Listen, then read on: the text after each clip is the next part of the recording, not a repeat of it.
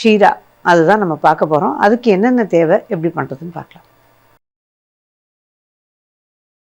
ஷீர் எனும் பிரசாதம் செய்ய தேவையான பொருட்கள்: ரவை 1 கப், கல்கண்டு பொடித்தது 1/2 கப், பொடித்த வெல்லம் 1 கப், பாதாம் சீவியது சிறிதளவு, ஏலக்காய் தூள் 1 டீஸ்பூன், நெய் 3/4 கப், எண்ணெய் 1/4 கப்.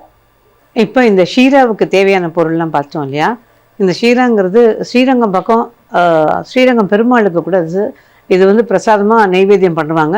அதுக்கப்புறமா அதை எல்லாருக்கும் கொடுக்கறது உண்டு. ஸோ அந்த வகையிலையும் இது வந்து இந்த பிரசாதம் ரொம்ப விசேஷமான ஒன்று. ரொம்ப ஆக்சுவலாக ரொம்ப ஈஸியாக பண்ணக்கூடிய விஷயமும் கூட. ஆனால் நம்ம இதில் போடுற பொருள் வந்து இந்த நெய்யெல்லாம் இந்த அளவுக்கு இருந்தால் தான் அது வந்து நல்லாயிருக்கும். நீங்கள் எந்த கப்பால் அளந்துக்கிறீங்களோ நெய் அந்த அளவுக்கு அந்த இதில் சேர்ந்துடணும். லாஸ்ட்டில் இது கொஞ்சம் லாஸ்ட்டில் நம்ம ஊற்றுறதுக்கு ஒரு துளி மேலோடு ஊற்றுறதுக்கு கொஞ்சம் வச்சுப்போம். அதோடு கூட இது வந்து எண்ணெய் வந்து கோயிலில் சேர்க்குறாங்களா என்னன்னா எனக்கு தெரியாது. ஆனால் நான் வந்து பொதுவாக இந்த மாதிரி இதுக்கெலாம் கொஞ்சம் எண்ணெய் சேர்த்துக்குவேன். ஏன்னா அந்த சாஃப்ட்னஸுக்காக எண்ணெய் கொஞ்சம் சேர்த்துக்குவேன். அவ்வளோதான். இதில் முதல்ல பாதாமை வறுத்து எடுத்துக்குவோம். இதில் முந்திரி பாதாம் நம்மளோட இஷ்டம் எது இருந்தாலும். வறுத்து எடுத்துட்டு லாஸ்ட்டில் நம்ம எல்லாத்தோட சேர்த்துக்கலாம். அதனால் அது கொஞ்சோண்டு மேலே அது ஃபுல்லாக எடுக்க வேண்டாம், கொஞ்சோண்டு எடுத்துட்டோன்னா மேலே நம்ம லாஸ்ட்டில் தூவுறதுக்கு நல்லாயிருக்கும்.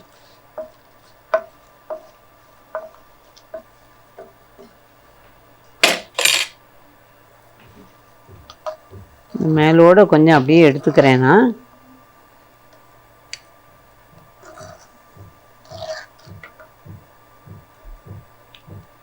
அவ்வளோதான்.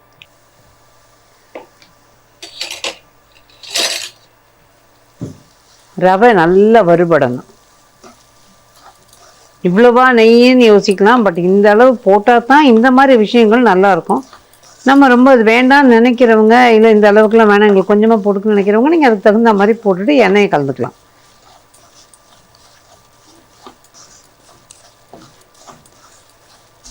நான் வந்து இந்த பாறை கல்கண்டு சொல்லுவோம் இல்லையா, அந்த பெருசு பெருசாக இருக்கும் இல்லையா, அந்த மாதிரி கல்கண்டு இல்லாமல் டைமண்ட் கல்கண்டு இருந்ததுனால அதை வந்து பொடி பண்ணி எடுத்துக்கிட்டேன்.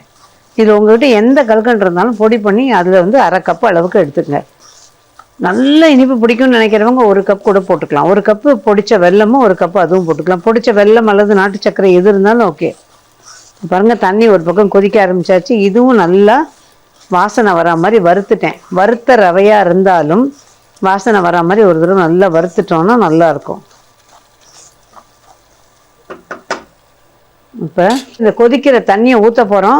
அடுப்பு ஆஃப் பண்ணிவிட்டு இதை தீயை குறைச்சிடுங்க இப்போ. ஆனால் கொதி நிலையில தான் இருக்கணும். இதுவும் சின்ன பிள்ளைங்களா இருந்தீங்கன்னா ஒரு பக்கமாக தண்ணியை முதல்ல ஊற்றுங்க. வறுத்த ரவை கட்டி தட்டாது. ஒரு பக்கமாக ஊற்றுனீங்கன்னா அடிக்கிற ஆவி பகுதி இதெல்லாம் ஃபுல்லாக மேல் பக்கம் அந்த சைடாக போயிடும், நம்மக்கிட்ட வராது. இல்லைன்னா கையில் அடிக்கும். அது மட்டும் கவனமாக பார்த்துக்குங்க. இப்போ தீயை குறைச்சி வச்சுருக்கேன்.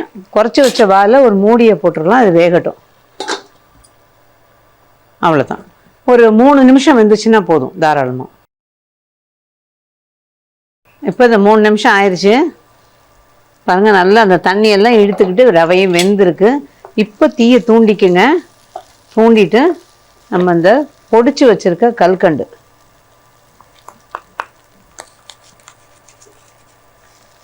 போட்டுக்கணும்.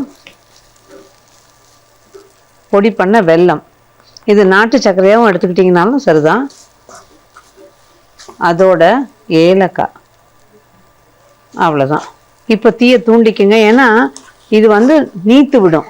இப்போ தண்ணி விடும். அந்த சர்க்கரை ஆகட்டும் வெல்லம் ஆகட்டும் எல்லாமே நீத்து விடும்.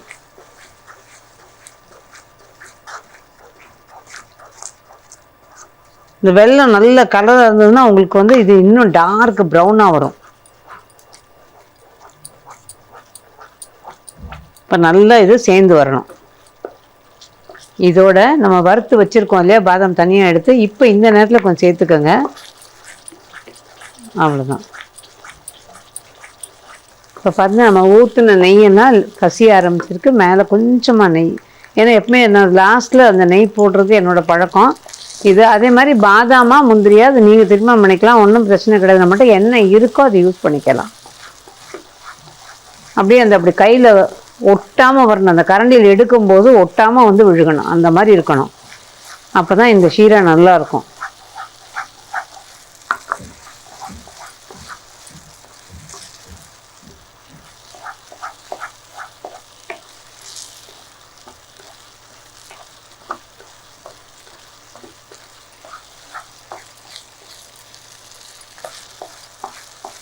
பாருங்கள், இப்போ இதை அப்படி எடுத்துட்டு இப்படி பெரட்டினோம்னா அப்படி நல்லா அப்படி பிறண்டுக்கிட்டு வரணும்.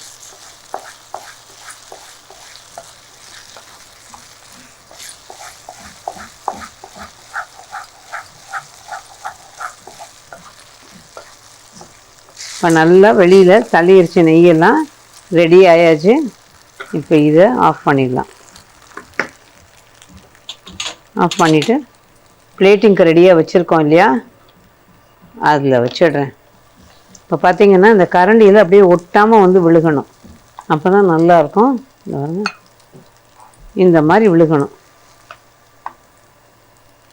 ஆனால் இதுக்கு நமக்கு அந்த அளவுக்கு நெய் அதெல்லாம் ஊற்றினா தான் இது நல்லாயிருக்கும், டேஸ்ட்டும் நல்லாயிருக்கும்.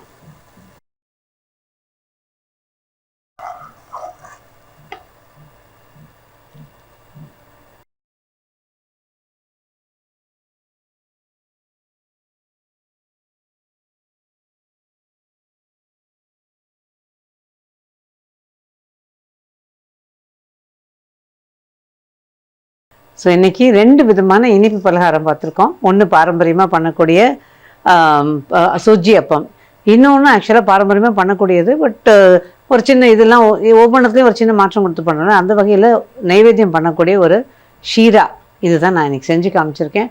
இது ரெண்டுமே நேர்களான நீங்கள் எப்படி இருந்ததுன்னு செஞ்சு பார்த்து சுவைச்சு பார்த்துட்டு சொல்லுங்கள். மீண்டும் இதே மாதிரி இன்னும் ஒரு பதிவில் உங்களை சந்திக்கும் வரை நன்றி, வணக்கம்.